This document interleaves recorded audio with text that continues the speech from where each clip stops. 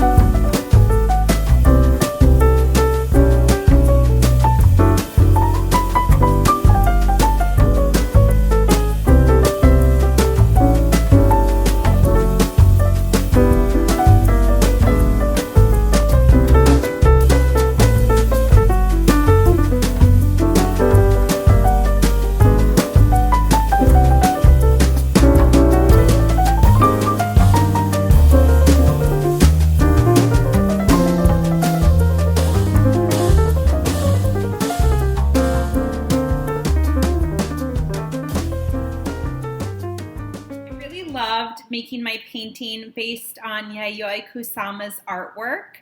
I was inspired by one of her paintings of pumpkins, but if there is another shape or fruit that you love, please feel free to use it.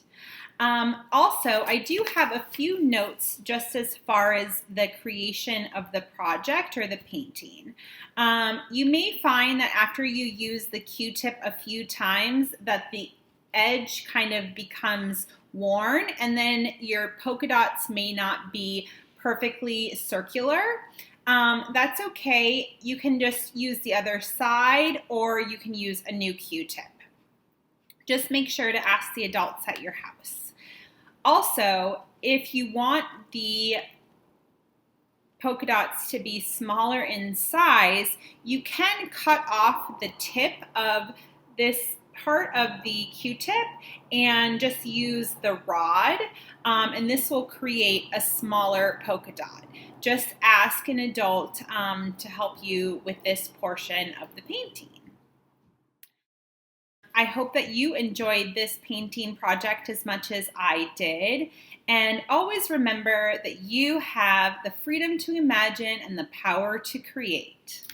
See you soon!